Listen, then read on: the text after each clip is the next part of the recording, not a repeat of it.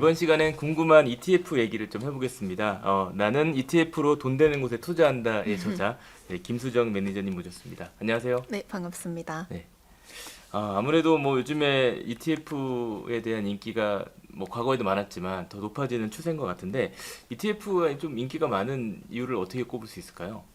ETF 인기가 많은 이유는 제가 봤을 땐 사실 그냥 쉽게 거래할 수 있어서가 제일 큰 것 같아요. 그러니까 주식을 거래하시던 분들 입장에서는 주식을 거래하는 창과 똑같이 생긴 창에서 그쵸. 네. 내가 ETF를 손쉽게 매매를 할 수 있으니까 조금 더 편하게 다가오시는 것 같고, 그 다음에 ETF로만 투자할 수 있는 상품들이 좀 있거든요. 월배당이라던가 아니면은 그 외에도 나는 좀 내가 선택한 컨셉을 가지고 투자를 하고 싶은데 정확하게 어떤 종목에 투자해야 될지 모르겠다 이러신 분들이 있는데, ETF로 잘 만들어 놓은 상품들이 있으니까 그걸 손쉽게 투자하시는 것도 좋아하시는 것 같고, 그 다음에 이제 연금 계좌나 퇴직연금 계좌, 개인연금 계좌에서도 ETF를 활용하면은 내가 내 맘대로 좀 연금 자산을 불릴 수 있는 방법으로 많이들 생각을 해주시니까 아무래도 많은 분들이 ETF를 사고 팔고 하시는 것 같아요. 또 그런 이유와 함께 아무래도 제 입장에서 보면 이렇게 한 곳에 몰빵해서 갑자기 그 기업 이상해서 뭐 순위 떨어지는 것보다는 뭔가 좀 방어가 될 것 같은 생각이 좀 들거든요. 그렇죠. 네. 이게 해외 미국 같은 경우에는 네. 단일 종목 ETF가 있는데 국내에 상장되어 있는 ETF는 그게 안 됩니다. 거래소가 그걸 허용하지 않고 있고, 최소 10종목이 들어가 있는 게 이제 국내에 상장되어 있는 ETF들이라고 봐주시면 되는데, 그렇기 때문에 아무래도 ETF 자체적으로 가지고 있는 특징이 분산 투자라는 거죠. 그래서 집중도가 있음에도 불구하고 너무 몰빵을 하면은 밸류에이션 부담이나 이런 부분들이 있는데 맞아요. 조금 네. 더 완화되고, 얘가 좋은데 얘가 조금 안 좋으면 서로 상쇄되는 부분도 있고, 그런 장점들이 조금 ETF 매매 하시는데 다가오는 것 같아요, 마음적으로도. 네. 여러 이제 뭐 ETF가 상품들이 다양하게 있는데 매니저님이 생각하시기에 가장 베스트 ETF를 뭐 그냥 꼽으라면 네. 저는 한 두세 가지 정도를 꼽을 수 있는데, 제 책에도 제가 적어놨는데, 네. 저는 지금 상황에서는 미국 대표 지수, 그다음에 미국 빅테크 ETF를 말씀드리는 게 맞다고 생각을 하거든요. 일단 S&P 500 ETF랑 나스닥 100 ETF, 그다음 미국 테크 탑 10, 뭐 미국 테크 ETF 이렇게 생각해 보시면 좋을 것 같은데, 이렇게 말씀드리는 이유는 지금 이렇게 얘기하면 조금 길어질 수도 있지만 간단하게 설명을 괜찮습니다. 드려볼게요. 네. 일단은 금리 동결기에서 금리 인하기로 지금 접어들고 있는 상황이고, 파월이 뭐 연준이 금리 인하 한 번 한다고 얘기를 했지만 시장은 두 번 정도 할 거라고 예상을 하고 있고, 경제 지표들도 그쪽으로 추가 기울고 있는 상황이기 때문에 그렇다면 역사적으로 봤을 때 2019년이 이제 금리 동결기에서 인하기로 넘어가던 시점이었거든요. 그럼 그때 S&P 500과 나스닥 100 이 지수들의 움직임이 어땠나를 되돌아보면 추세적인 상승이 막 이렇게 시작될 때, 그러니까 당연히 데일리로 보면 떨어졌다 올랐다 하지만 좀 장기적으로 1년 정도를 봤을 때 추세적인 상승이 시작됐던 때이기 때문에 지금 상황에서는 아무래도 미국 빅테크 혹은 미국 대표지수에 투자하는 ETF들을 좀 말씀을 많이 드리고 싶고, 실질적으로도 저는 이제 순매수 현황을 맨날 보잖아요. 그쵸. 그러면 네. 지금은 실제로도 S&P 500이나 나스닥 100 ETF 투자하는 나스닥 100에 투자하는 ETF들 인기가 제일 많습니다. 거래량이 그만큼 많다는 말씀이신 매수세도 거죠? 그만큼 많고 거래량도 그만큼 많은 상황이고, 시장이 아무래도 움직임이 그런 쪽으로 기울고 있다. 뭐 더 자세한 내용은 아무래도 제가 책에 담았으니까 봐주시면 될 것 같고, S&P 500 같은 경우에는 워렌 버핏이 내가 죽으면 맞아요. 90%를 S&P 500에 넣고 나머지는 채권에 넣어라 이렇게 얘기했을 정도로 굉장히 유명한 상품인데, 가장 쉽게 투자할 수 있는 방법이 ETF니까 네, 아무래도 생각해 보시면 좋을 것 같습니다. 아무래도 말씀하신 것들이 대부분 다 미국과 관련된 시장에 투자하는 거다 맞아요, 보니까 맞아요. 그만큼 그 가능성이 열려 있는 곳이라고 또 볼 수 있겠네요. 그 또 요즘에 이제 관심을 많이 갖는 ETF 중에 하나가 월배당 ETF라고 그래서 매월 이제 배당을 받는 네. 그런 형태의 ETF를 많이 선호하고 있는 것 같은데, 이런 형태의 상품들은 좀 어떤가요? 어떤 것들이 좀 인기가 많은가요? 지금은 인기가 많은 상품들이 사실 커브드콜 전략이라고 옵션 매도 전략을 활용을 해서 인위적으로 분배율을 높인 월배당 ETF들이 좋은데, 이게 어느 정도까지 높여놨냐면 연 15%까지 연 높여놨고 15%? 연 15%. 그러면은 거의 한 달에 1.2에서 1에서 1.2 정도 나온다라는 건데 그게 굉장히 큰 숫자잖아요. 그쵸. 네, 그렇기 때문에 아무래도 인기가 굉장히 많고 그와 더불어서 아니라면 사실은 그 올해 그렇게 인위적으로 분배율을 높인 ETF들 같은 경우에 나온 지 얼마 안 돼서 지금은 정말 핫한 거고 그냥 역사적으로 봤을 때 가장 인기가 많았던 거는 네. 슈드 한국에 상장되어 있는 미국 배당 다우존스 지수를 추정하는 ETF가 가장 인기가 많았었죠. 미국에서도 슈드가 인기가 많았고 우리나라에서도 똑같은 지수를 추정하는 상품이 월배당 ETF 계에서는 가장 인기가 많았습니다. 근데 요즘은 그런 무게가 좀 관심도가 아무래도 배당을 많이 받을 수 있는 그런 상품들로 이동을 하고 있다라고 봐주시면 됩니다. 아무래도 뭐 배당을 많이 받은 쪽으로 가는 건 뭐 당연한 것 같은데 또 이게 배당을 많이 주는 만큼 어쨌든 고위험에 대한 리스크가 또 있을 거 아니에요. 그러니까 고배당에 대한 그 부분은 좀 어떨까요? 일단은 대부분의 지금 시장에 나와 있는 월배당 ETF들 같은 경우에는 이름을 보시면 플러스 7, 플러스 10, 플러스 15 이렇게 붙어 있어요. 그럼 네. 그 이름이 이제 연간으로 이 정도 분배율을 저희가 추구합니다. 라고 적어 놓은 거거든요. 그게 그 뜻이구나. 네, 그게 그 뜻입니다. 그래서 많이들 잘 헷갈려 하시는데 그게 그 뜻이라서 저희가 이름에 넣어 놓은 거고 저희뿐만이 아니라 다른 우주사들도 똑같고요. 그래서 그러면은 일단은 그 앞에 붙어 있는 게 이제 보통 미국 S&P, 미국 나스닥 100 혹은 뭐 미국 다우존스, 배당 다우존스 이렇게 붙어 있는 게 추정하는 지수. 네. 라고 봐주시면 되는데 그쵸. 네. 이 추정하는 지수와 프리미엄, 그러니까 플러스 얼마 퍼센트라고 붙어 있는 이 두 개의 합을 좀 잘 보셔야 돼요. 왜냐면은 이 두 개의 합을 제가 말씀드리는 이유가 예를 들어 가지고 이거 옵션을 매도한다는 건 쉽게 말해서 미래의 가치를 현재의 확실한 현금으로 땡겨오는 거거든요. 그 그냥 간단하게 그렇게 생각해 네네네. 주시면 돼요. 근데 그러면 1년 동안의 연간 수익률, 연간 성장률이 그 퍼센티지를 넘지 못하는 상품들인데 더 높은 뭐 예를 들어 가지고 S&P 500이 연간으로 1970년대부터 10% 정도 올랐어요, 연간으로. 그러면 이 S&P 500 지수를 추종을 하면서 내가 연간으로 기대할 수 있는 분배율은 10% 내외여야지 어느 정도 이게 좀 맞는 거거든요, 그림이.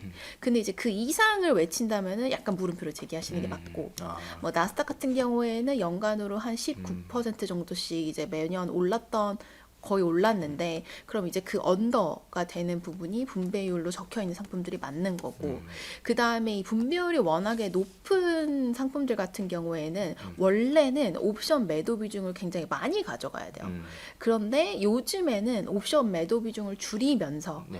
지수 상승을 많이 따라가면서 월 불변도 많이 주는 그런 상품들이 얼마 전부터 나오기 시작을 했죠. 근데 그걸 왜 어떻게 그럴 수가 있냐라고 문의를 그쵸. 많이 궁금할 것 주시는데 같아요. 네. 이게 옵션 매도 전략에 따라 다른데 약간 조금 어려우실 수는 있는데 옵션 매도를 옵션이 먼슬리 옵션이 있고 위클리 옵션이 있고 데일리 옵션이 있거든요. 그러면은 먼슬리 위클리보다는 데일리 옵션이 프리미엄이 더 높아요. 근데 프리미엄이 높다는 거는 내가 옵션을 매도함으로써 얻을 수 있는 수익이 더 많다는 건데 제가 언제나 나가서 말씀드리는 게 예시인데 당근퍼 마일이라는 보험회사 아시죠? 네네. 내가 탄 만큼 보험료 내는. 네. 그러니까 365일 탄 사람과 1년에 10일 정도밖에 타지 않은 사람은 보험료가 다른 거죠. 그래서 내가 365일 옵션을 매도를 하면은 나는 옵션 그 보험료를 많이 받아야 되는 거예요. 그러니까 옵션 프리미엄이 높아요. 그래서 데일리로 물론 수많은 노동력이 그러겠죠. 필요하기는 아무래도. 하지만 네. 데일리로 직접적으로 운용해서 옵션을 매도를 하면은 프리미엄이 상대적으로 높은 숫자를 저희가 기대해 볼 수 있고 그 다음에 그 추정하는 지수의 변동성이 높으면 옵션 프리미엄도 같이 높아져서 그래서 S&P 500보다는 나스닥 100의 옵션 프리미엄이 높다. 그래서 보통은 나스닥 100 그러니까 옵션을 활용하는 상품들이 분배율이 조금 더 높다. 이렇게 생각해 주시면 될 것 같아요. 매니저님이 생각하기에는 어떤 상품 좀 추천해 주세요. 뭐 성향별로 다르나요? 네. 상황별로 약간 다를 수 있을 것 네, 같은데 이게 지금 시장에 어울리는 상품을 제가 꼽아 드리자면 네네네. 일단 제가 앞에서 S&P 500, 나스닥 100을 말씀드린 이유는 네. 미국 시장에 대한 기대감이 저뿐만이 아니라 그냥 그쵸? 지금 전 네. 세계적으로 조금 맞습니다. 네. 있기 때문에 미국 지수들이 상승할 가능성이 높은 상황인 것 같아요. 근데 그렇다면 내가 월배당 ETF를 선택을 하더라도 분배율 높은 거 받는 거 좋긴 한데 지수 상승을 못 따라가면 되게 속상하거든요. 저도 투자를 해봤 해봐서 아는데, 그렇구나. 그러니까 내가 받은 배당금은 이미 받은 거고, 그렇죠, 그렇죠. 네, 내 ETF의 가격이 떨어지면 약간 기분이 묘하거든요. 맞아요. 난 네. 뉴스에서 맨날 오른다고 봤는데 뭐지? 막 이러면서 그럴 수 있죠. 네, 그럴 수 있기 때문에 네. 아무래도 옵션 매도 비중을 대폭 줄여서 지수 상승을 같이 참여할 수 있는 그런 상품들을 많이 말씀을 드리는데 제가 딱 찍어가지고 상품을 말씀드리면은 제 광고하는 거다. 제 회사 거 광고하는 거 이렇게 생각할 수 있는데 그냥 정말 솔직하게 근래에 나온 애들이 제일 진화된 버전이에요. 네, 제일 진화된 월배당 ETF들이라서 최신 게 더 네, 최신 게 진화된 거구나. 왜냐면은 저희가 이제 저희 같은 경우에도 공부를 많이 하거든요. 어떻게 하면은 그쵸, 가장 더 아무래도. 좋은 적합한 상품을 만들 수 있을까를 공부를 많이 하고 방법을 찾아내는 게 저희의 일이니까 진화를 하거든요. 그래서 최근에 나온 그 월배당 ETF들이 좀 더 매력도가 높고 미국을 추종하는 것도 제 개인적으로 좀 마음에 든다. 이렇게 생각을 하고 있습니다.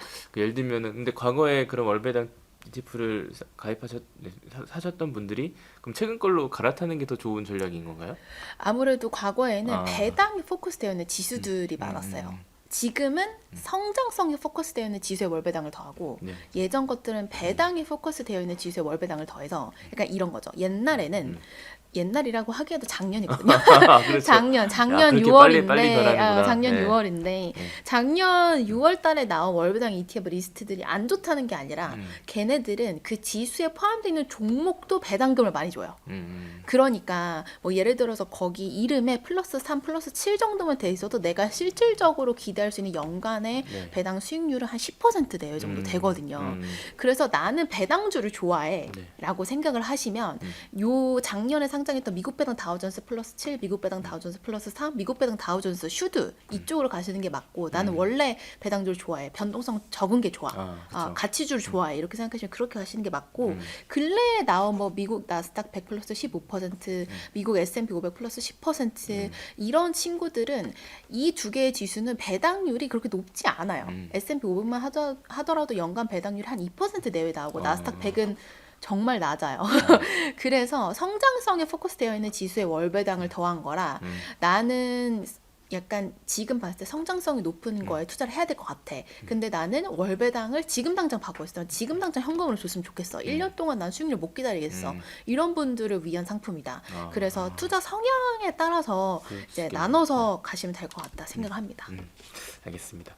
혹시 뭐 요즘에 이제 약간 월배당을 뭐 예를 들면 자동차를 그냥 돈 주고 사는 것보다는 월배당 ETF에 넣어놓고 그 월배당 받은 걸로 리스를 해서 산다거나 아니면 뭐 그렇게 해서 모아서 뭐 월세를 낸다거나 뭐 이런 식으로 활용하시는 분들이 계시더라고요. 이런 것들은 좋은 뭐 재테크 전략이라고 봐야 되나요? 뭐 편하실 대로 활용해 주시면 되죠. 네. 어쨌든 배당을 받는 걸로 활용하는 거니까. 네, 배당을 받는 건 저희는 이미 드리는 거에서 저희 역할은 끝난 거고 그걸 어떻게 활용하실지에 따른 개인의 선택이고 제가 주변에서 들은 건 기저귀 값? 기저귀 값이랑 그다음에 공과금 월세까지 받으려면은 약간 돈을 많이 투자하셔야 되거든요.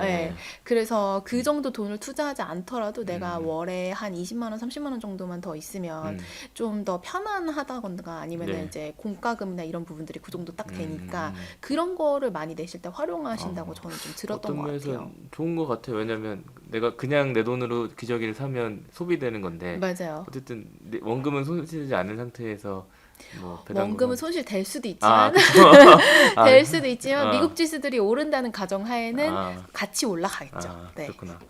알겠습니다. 이제 그런 ETF들을 할 때 그래도 좀 더 이런 부분은 더 주의 좀 했으면 좋겠다 이런 거 얘기해 주시면 어떨까요? 일단 월배당 ETF 관련돼서는 제가 말씀드리고 싶은 게 세 가지 정도가 있는데 이거 아까 전에 말씀드린 게 약간 겹치긴 하는데 첫 번째는 적정한 프리미엄이 책정이 되었는가요? 적정한 프리미엄이라는 건 그 이름에 들어있는 플러스 15, 플러스 10 요 숫자들과 앞에 내가 추정하는 지수가 맞냐, 어울리냐의 문제거든요. 안 어울릴 수도 있나요? 안 어울릴 수도 있다는 건 뭐냐면 아까 전에 말씀드린 것처럼 이 지수가 연간으로 그 정도 못 올랐을 텐데 못 오를 텐데 라고 하면은 나중에는 원금에서 분배금을 까서 드려야 될 수도 있어요. 그래서 그런 것들을 조금 조심하셔야 되는 거고 두 번째 같은 경우에는 이건 제 개인적인 선호도이기도 하고 좀 월배당 ETF들이 진화되는 과정을 본 사람으로서 말씀을 드리는 건데 지수 상승을 좀 많이 따라가는 게 훨씬 더 좋은 것 같아요. 왜냐면 이게 투자자분들 입장에서 이 지수, 그러니까 내가 월배당금 많이 받는 거 나도 알거든요. 아까 전에 말씀드린 것처럼. 그쵸, 예. 근데 이건 예. 내가 이미 받은 거고, 어. 약간 이렇게 생각을 하기 마련이에요. 그쵸. 사람이. 예. 그래서 아무래도 지수 상승에 대한 참여도가 높은 ETF가 지수도 잘 따라가면서 원금 손실이 날 수도 있죠. 왜냐면 지수 상승 참여도가 높다는 건 나스닥 100 지수가 갑자기 3% 폭락하면 그만 한 2% 넘게는 같이 떨어진다는 의미거든요. 그쵸. 예. 근데 그런 리스크를 감수하고서라도 아무래도 좀 상승도 같이 따라갈 수 있는 그런 ETF를 좀 월배당 ETF를 말씀드리고 싶고, 세 번째는 이게 월배당 ETF들 중에 뒤에 보면 괄호 열고 합성이라고 붙어 있는 애들이 있는데, 또 있구나 뭐가. 예. 이 합성, 저도 이제 월배당 ETF 책을 막 말씀드리면서 합성 붙어 있는 ETF를 말씀드리기도 해요. 근데 그게 분배율이 높아요. 그래서 나는 분배율이 높은 게 좋아라고 말씀을 하시는 분들이라면 고려해 보실 수는 있는데, 그 합성이 붙어 있으면 아무래도 비용이 조금 더 많이 발생하거든요. 그래서 그 부분을 조금 유념하셔가지고 월배당 ETF를 선택해 주시면 좋을 것 같고, 이게 난 분배율이 높은 게 좋아라고 생각하신다면은 아무래도 합성이 붙어 있더라도, 변동성이 높은 게 싫어라고 얘기하신다면 합성이 붙어 있더라도 그런 상품을 생각해 줄 수 있는 거고, 네. 고려를 하실 때 이런 세 가지 분야를 좀 잘 장단점을 따지셔가지고 생각해 주시면 될 것 같아요. 그 월배당 말고 일반 ETF 네. 같은 경우도 또 있을 것 같아요. 일반 ETF 같은 경우에는 그냥 정말 솔직하게 말씀드리는 거는 이 ETF의 거래량과 자산 규모를 조금 보라고 해서 말씀드리고 자산 싶은 규모와 게, 거래량. 이게 왜 그러냐면 이게 주식 같은 경우에는 유동성이 보통은 풍부하거든요. 그래서 내가 원하는 가격에 팔고 내가 원하는 가격에 사고 이런 게 너무나도 자연스러운데, ETF 같은 경우에는 물론 유동성 공급해주는 증권사들이 있어서 크게 벌어지지는 않지만 아무래도 내가 원하는 이게 그 규모가 조금 작고 거래량이 조금 작거나 이러면은 아무래도 그 내가 원하는 가격과 내가 원하는 시간은 당연히 원하는 시간에 사실 수 팔고 할 수 있는데, 내가 원하는 가격에 매매를 못 하실 수가 있어서 좀 운용 규모가 크고 거래량이 많은 ETF들을 한번 보시라라고 좀 설명을 드리는 편입니다. 그리고 ETF를 고르실 때는 이건 그냥 매매의 전략인 거고, ETF를 선택하실 때는 언제나 탑다운 분석을 통해서 하시는 거를 탑다운 분석 말씀드립니다. 한번 알려주세요.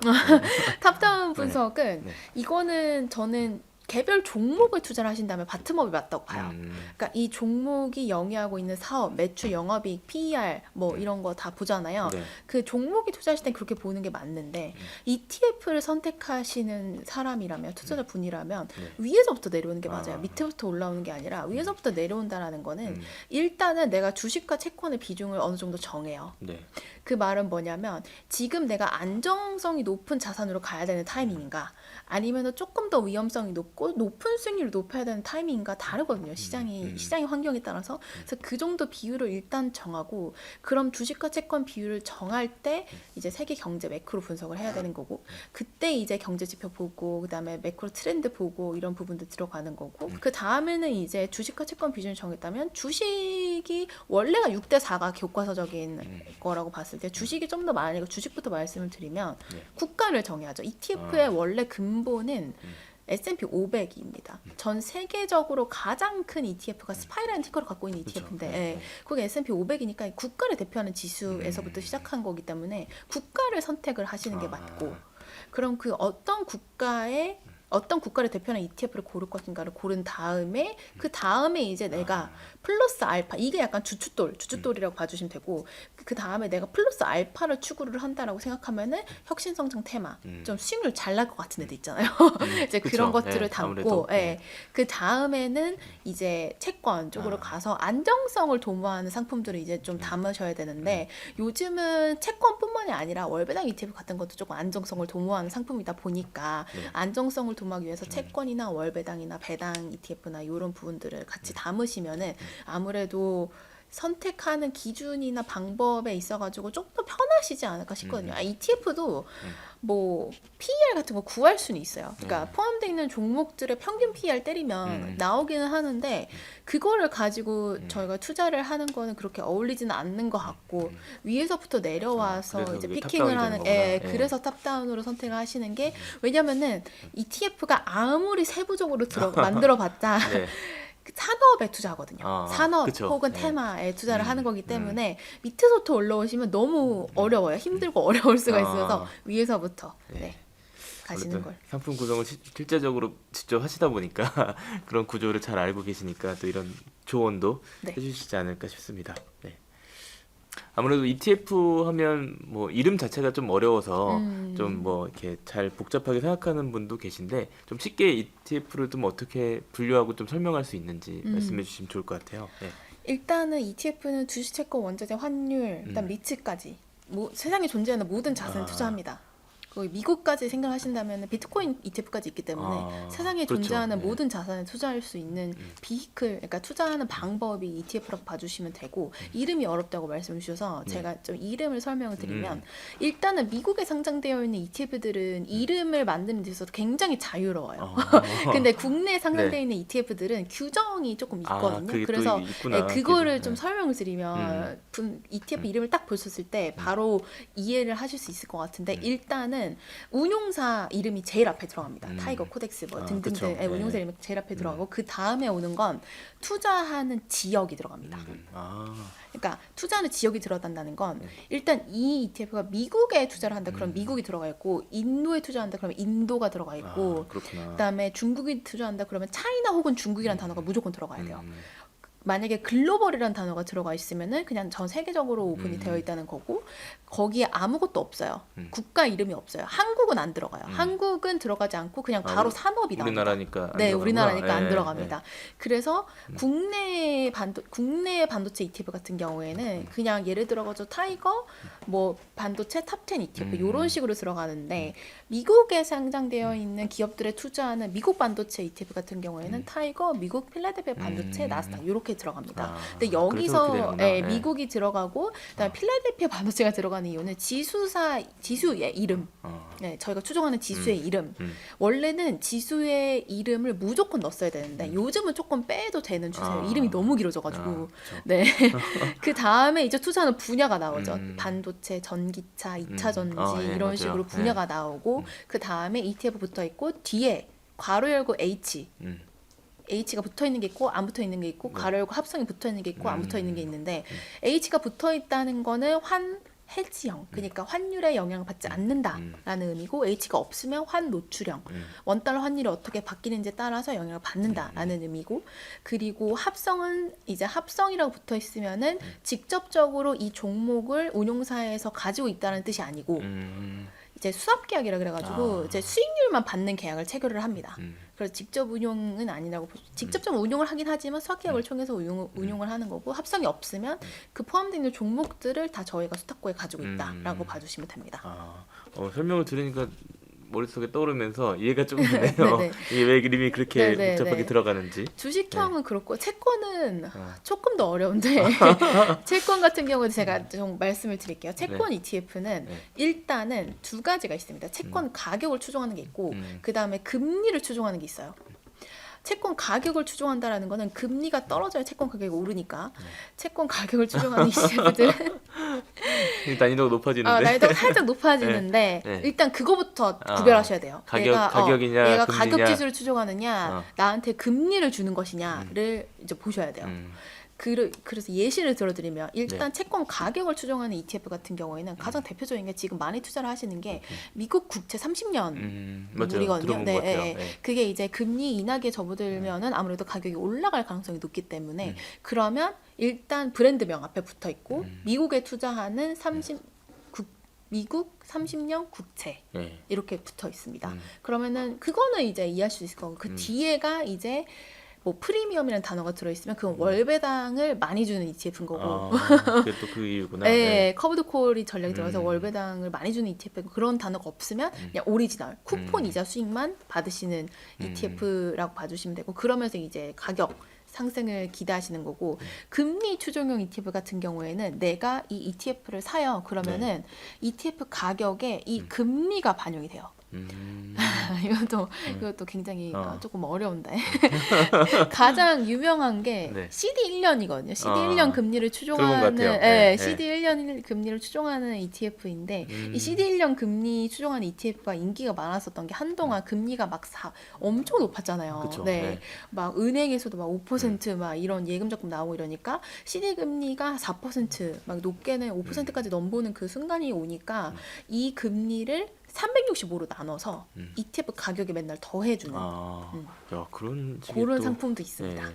그래서 채권 ETF를 보실 때는 두 가지를 일단은 파악을 하셔야 되고 이름을 보고 어떤 채권을 가지고 있는지 혹은 어떤 금리를 추종을 하는지를 네. 판단하셔야 되고 지금 이제 채권 ETF 얘기하셨는데 작년에 뭐 투자자들이 가장 많은 순매수한 뭐 탑3 중에가 대부분 다 채권 ETF라고 들었어요.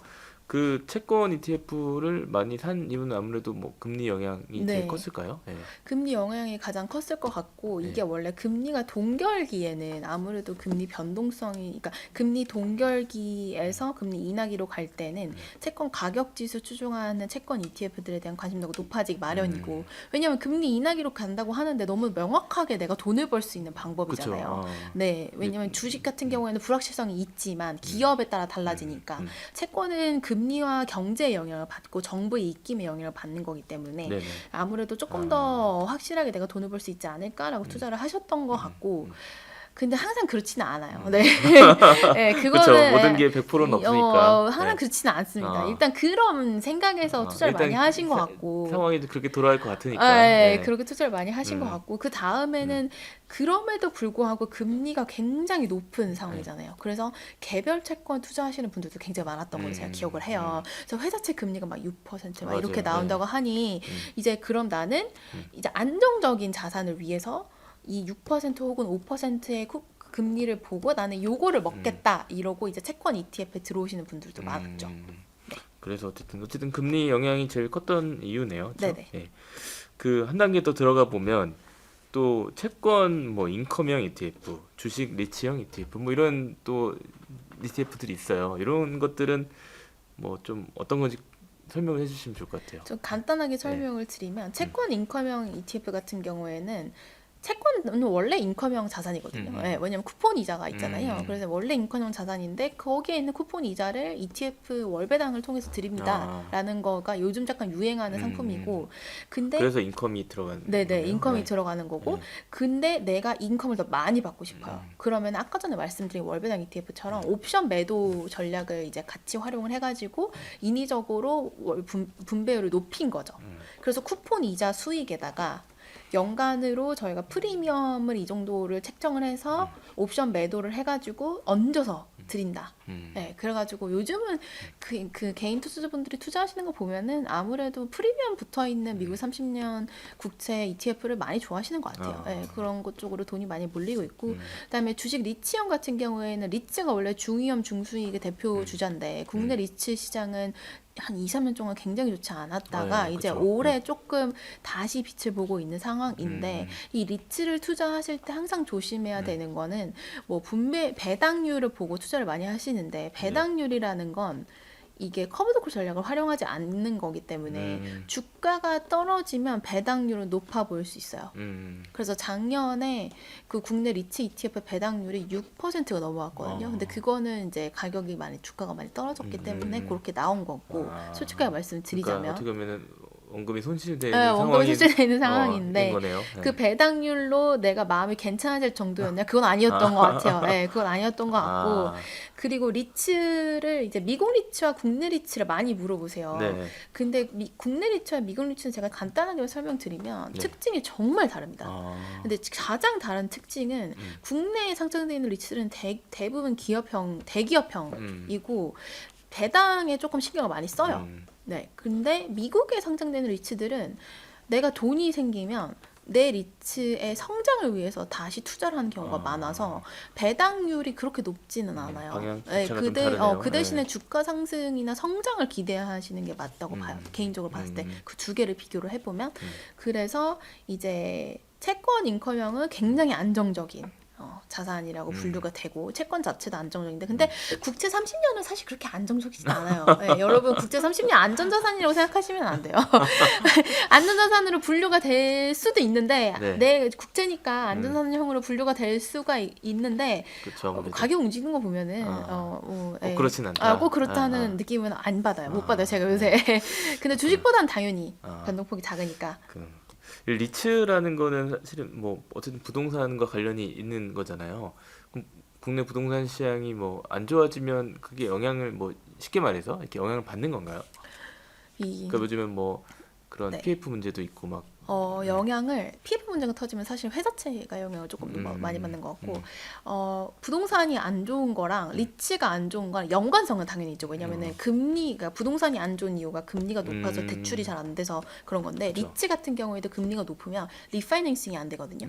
그러면 리파이낸싱이 안 되기 때문에 뭔가 그 리츠에서 발행을 하거나 이럴 때 잘 안 팔려요. 리츠 자체가. 그러니까 아무래도 영향을 받기는 하지만 주택 부동산이랑은 좀 다르게 가는 것 같아요. 별개의 문제구나, 그건 또 좀. 별개의 문제죠. 주택 왜냐면 국내 리츠는 보통 다 빌딩이고 오피스거든요. 주택을 가지고 있는 리츠는 별로 없다라고 봐주시면 되고 대부분 다 오피스, 네, 오피스를 가지고 있는 리츠들이기 때문에 오피스 리츠들의 월세와 오피스 리츠들의 그 뭐 잘 나가냐 아니면은 그 공실료 이런 것들이 많이 작용을 한다라고 봐주시면 될 것 같고 연관이 뭐 전혀 없진 않지만 일반 뭐 주택 경기와는 조금 다를 수 있다. 이렇게 그래서 봐야겠네요. 내가 부동산에 관심이 많으셔서 리츠 ETF를 생각을 하시는데 부동산에 관심이 많으신 분야가 제가 봤을 때 보통 주택인 것 그쵸. 같거든요. 아파트 뭐 아파트나 보통 아파트에 관심 네. 많으시니까 근데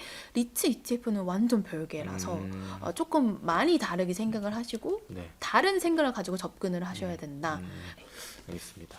지금 뭐 아까 처음에 이제 연금 계좌에서도 ETF를 투자할 수 있다 이런 말씀도 해주셨는데 연금 계좌에서는 지금 뭐 개별 종목은 안 되잖아요. 근데 ETF는 어떻게 활용할 수 있는 건가요?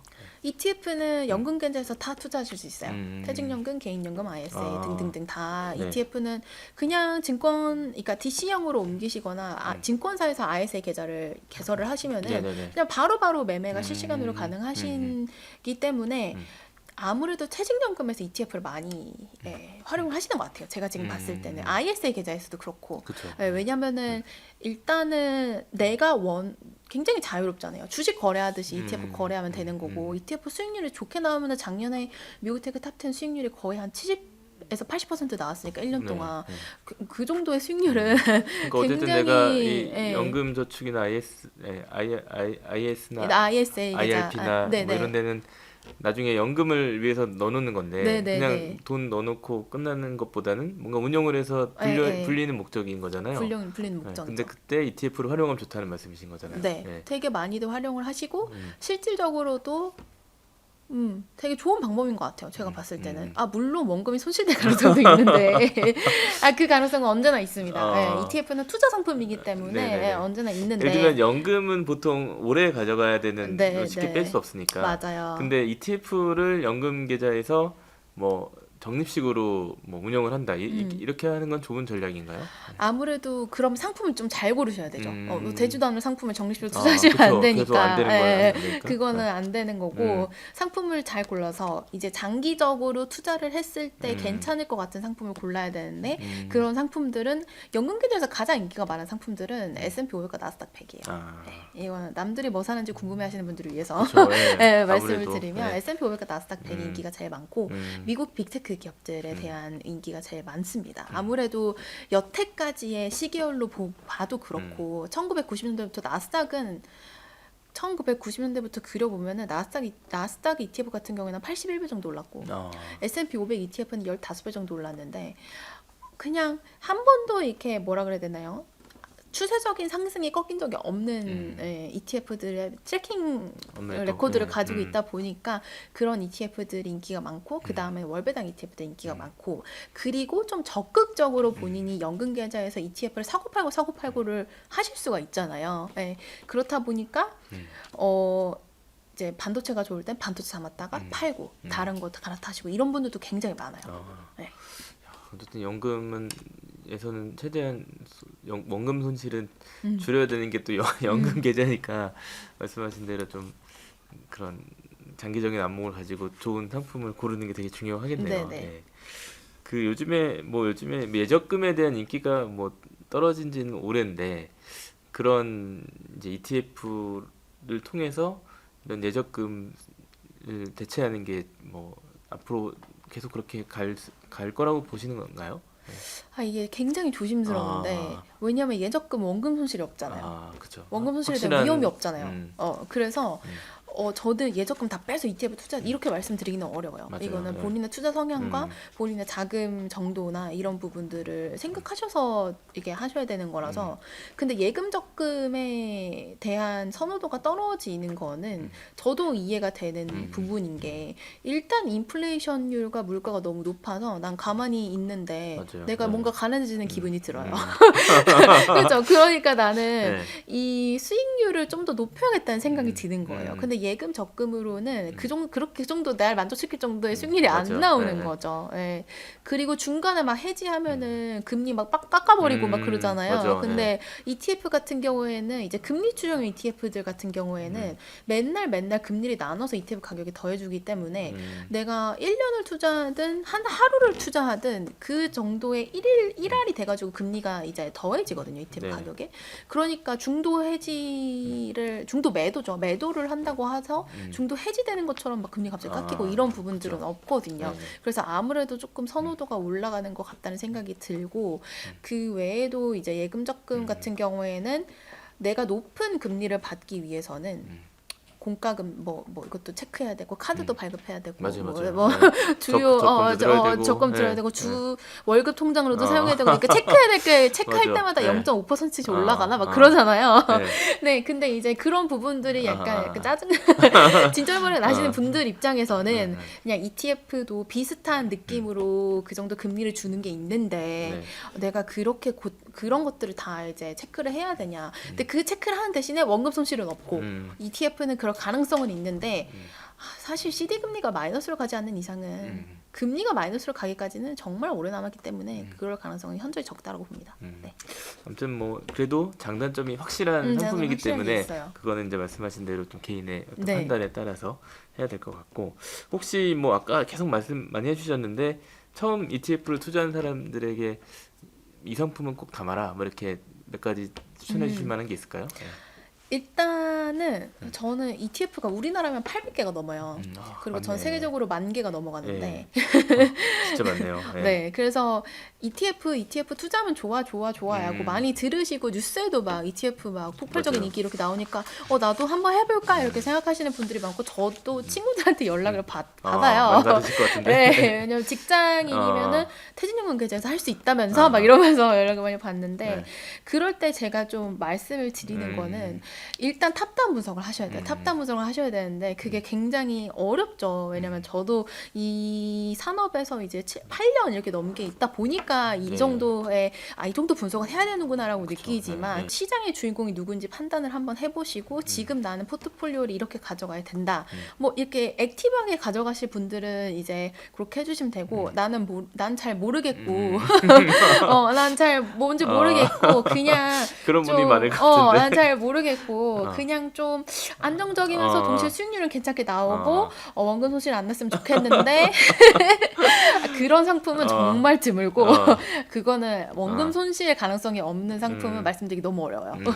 그 대신에 그냥 정말 편안하게 제가 말씀드릴 수 있는 거는 아무래도 S&P 500 ETF이지 않을까라고 생각을 합니다. 네. 네. S&P 500 혹은 나스닥 100. 네, 좋습니다. 아무래도 ETF도 금융 상품이기 때문에 원금 손실을 걱정하지 않으면 안 되잖아요. 예, 그래서 ETF를 투자하면서 원금 손실을 나는 경우 어떤 사례들이 좀 있을까요? 원금 손실이 나는 경우에는 이 ETF 어떤 ETF 선택하시는지에 따라 굉장히 그쵸. 다른데 뭐 예를 들어 가지고 제가 옛날에 미국에 투자하는 ETF를 투자를 해놨다라는 가정을 한번 해보면 그러면은 저는 원금 손실이 안 났겠죠. 왜냐면 미국 지수는 역사적으로 계속 상승을 해왔으니까. 네. 근데 그와 반대로 내가 뭔가 굉장히 위험도가 높다기보다는 집중도가 높은 굉장히 작은, 그러니까 내로한 테마성 ETF에 투자를 해놓으시다. 뭐 예를 들어가지고 태양광 이런 거, 어. 미국에 한창 인기 많았던 태양광 ETF 같은 거에 투자를 해놓으셨다. 왜냐면 그게 연간 수익률이 100%가 넘었던 시절이 있었거든요. 맞아요. 그래가지고 그때 되게, 맞아요. 그랬는데 타이밍을 잘못 맞추셨다. 그러면 이제 원금 손실이 당연히 날 수 있는 거고. 그래서 내가 원금 손실 나는 게 되게 두려우신 분들이라면 네.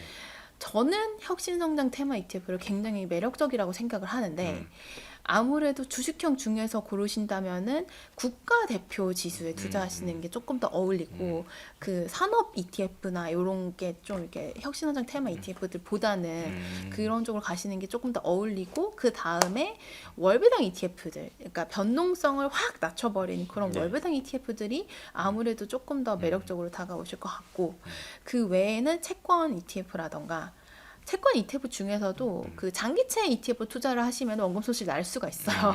그래서 금리를 추종하는 ETF들, 뭐 예를 들어 CD1년을 추종하는 ETF다. 제가 365일로 금리를 나눠가지고 1할로 이제 계산해서 드린다. 이런 것들은 이제 국가 금리가 마이너스로 가지 않는 이상은 계속 플러스가 나는 구조를 가지고 있기 때문에 그런 상품들에 관심을 가지시는 게 맞죠. 네, 상품은 어떤 상품인지에 따라서 다를 것 같아요. 상품만 잘 선택해도 원금 손실을 어쨌든 최소화할 수 네, 있는 최소화할 수 있는 그런 방법들이 있죠. 방법이겠네요.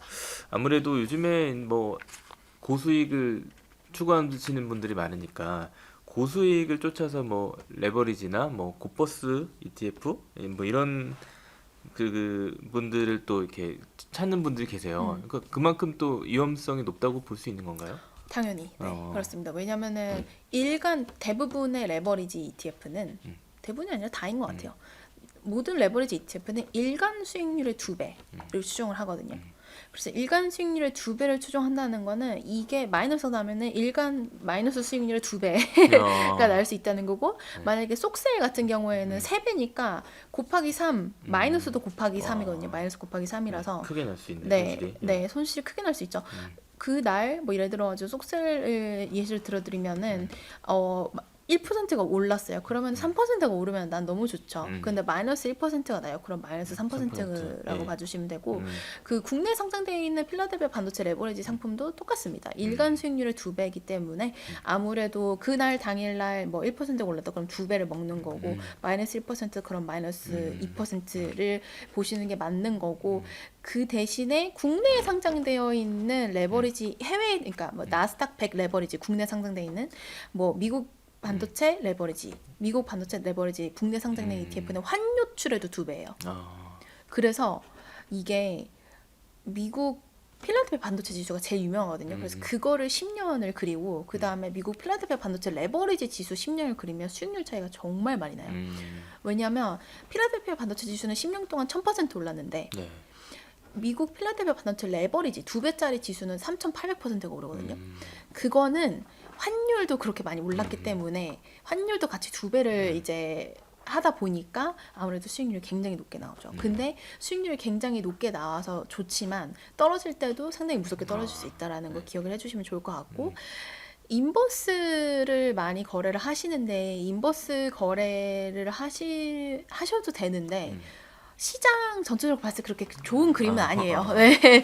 왜냐면은 인버스는 매도를 해야 되는 건데 다른 많은 분들이 매수를 해놓은 상품이 돼서 매도를 하는 거거든요. 네. 그거는 시장 전체로 봤을 때 그렇게까지 긍정적인 상품은 아니라고 보여지고 레버리지 같은 경우에는 팁을 드리자면 정말 단타로 매매를 하시거나 아니면은 네. 정말 장기적으로 우상향할 가능성이 있는 상품에 투자를 하시는 게 맞아요. 두 가지 방법. 네.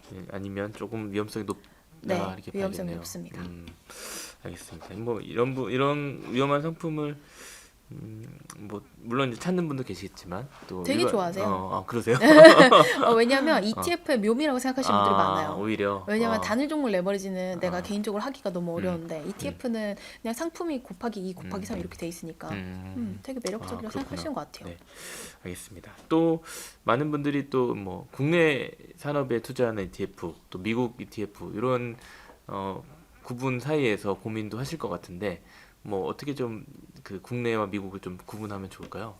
일단 제 책에는 국내 ETF 같은 경우에는 반도체 투자하는 ETF랑 2차전지 ETF가 포함이 되어 있는데 아, 이거는 사실 저의 개인적인 생각이 많이 음, 들어가는 거기 때문에 네.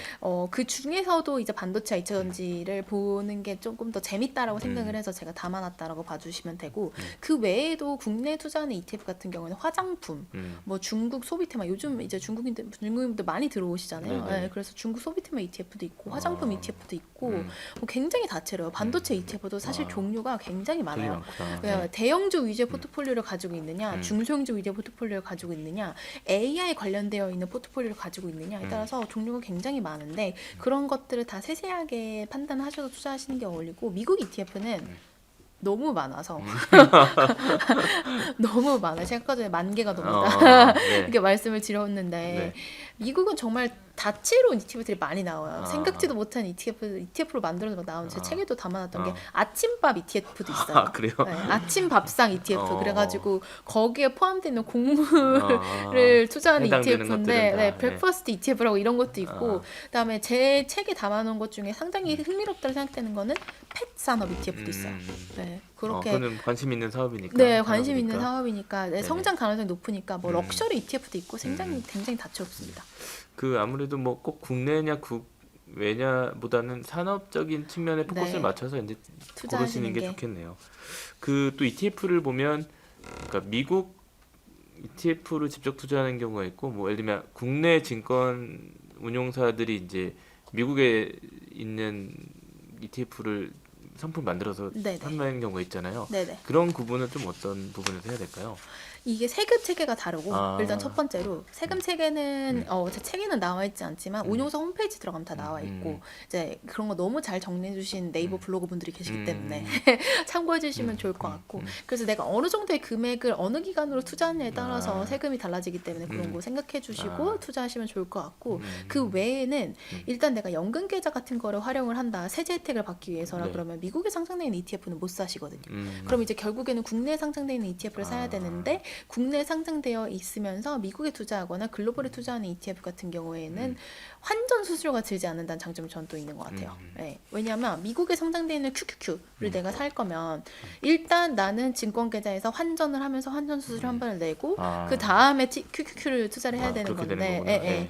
국내에 상장되어 있는 뭐 나스닥 100 ETF를 투자한다 그러면 그냥 원화 그대로 투자를 하시면 되거든요. 네. 그래서 그런 이제 차이가 조금 있다라고 봐주시면 됩니다. 그런 세금이랑 또 수수료 차이 네. 이런 것들은 좀 구분을 해야 되겠네요. 네, 알겠습니다. 또 이제 미국 얘기 많이 해주셨는데 또 매니저님은 인도 시장에 대한 중요성도 뭐 맞아요. 책에서 이제 책에 적으셨어요. 있습니다. 네. 어떤 부분 때문일까요?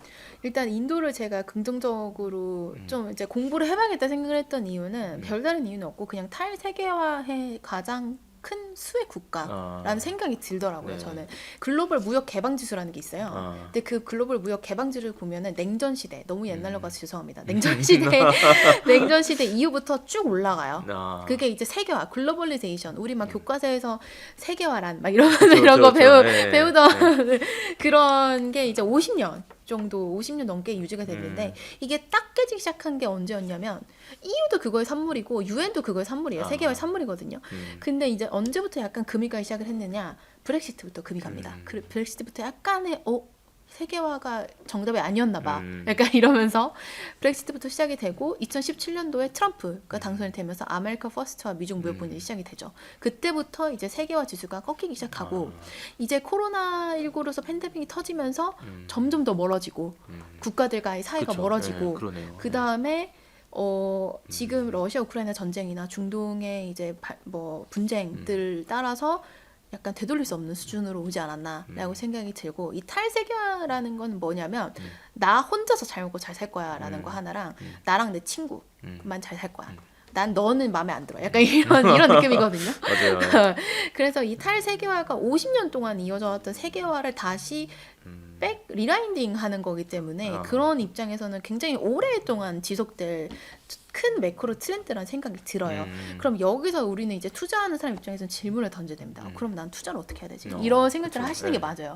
근데 그러면은 가장 일단 국가부터 선정을 해보자면 인도가 눈에 띄죠. 왜냐면 인도는 일단 메이크 인 인디아를 외치는 나라고 모디 총리가 3년이면 성공을 했고 그래서 그런 부분들이 굉장히 긍정적으로 작용을 하지 않을까. 더 구체적인 내용은 이제 제 책 보시면 아실 수 있는 거고 아무래도 외국인 투자 자금도 그렇고 인도로 좀 많이 몰리고 있는 상황이에요. 네.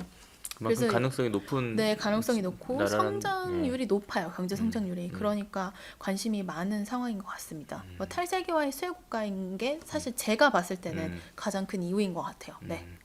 네, 좋습니다. 요즘에 또 하나 이제 엔저 때문에 엔화로 투자하는 뭐 그런 상품도 인기가 높다고 하던데 맞아요. 그런 부분 주목해 볼 만한 ETF가 있을까요? 네. N이 지금 870원 막 이런가요? 네, 그렇죠. 네. 맞아요. 네. 그래서 한창 N이 올라갈 것이다 이러면서 N 선물 ETF가 있어요. N이라는 통화 N의 가치가 올라갈 것이다라고 베팅을 하는 ETF죠. 그래서 환율 ETF 투자하실 때는 항상 기억을 하셔야 되는 게 이게 어떤 통화의 가치에 베팅을 하는 건지를 투자를 생각하셔야 돼요. 왜냐면은 환율은 무조건 상대적이잖아요. 원 N인지 달러 N인지 그다음에 원 달러인지 그런 것들을 고민하셔야 되는데 국내에 상장되어 있는 N에 투자하는 ETF는 딱 하나 있는데 그거는 N의 가치 상승에 베팅을 하는 ETF인데 지금 N의 가치 상승은 사실 전 세계적으로 봤을 때 가치가 상승할 것이라고 얘기는 하는데 그 가치 상승의 폭은 그렇게 크지 않을 것 같아요. 네, 왜냐하면은 지금 일본 정부는 엔저를 계속 유지를 해서 아베 정권부터 이어진 엔저 유지를 해서 일본 경제를 부흥시키는 게 맞다라고 생각을 하는 편이거든요. 그리고 엔저를 유지하겠다는 입장을 굉장히 열심히 고수를 하고 있기 때문에 엔저 현상은 당분간 이어질 가능성이 높지만 막 850원 혹은 그 언저리보다는 높아질 가능성이 더 있기 때문에 그런 부분들에 있어서는 N 투자를 생각해 보실 수 있지만 너무나도 큰 상승 이런 것을 기대하시기에는 기대하고, 조금 시간이 걸릴 수 있다. 그쵸. 이렇게 네. 말씀드릴 수 있을 것 같고 그리고 환율은 여러분 그 주식과 채권보다도 어려워요. 제가 책에 신의 영역이라고 써놨는데 환율은 네, 환율은 신의 영역이다. 그래서 써놨는데 왜냐면 너무나도 많은 요소들이 관여를 하거든요.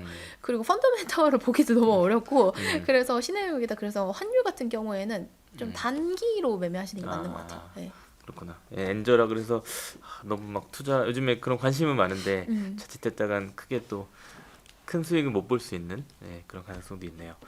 알겠습니다. 지금 이제 뭐 ETF를 우리가 뭐 이렇게 사는 데 있어서 운용사의 역할, 운용사 종류도 많잖아요. 맞아요. 뭐 지금 현재 종사하고 계시기도 하지만 그런 측면에서 뭐 좋은 운용사, 어떤 좋은 운용사를 좀 선택하는 방법 이런 게 있을까요? 네.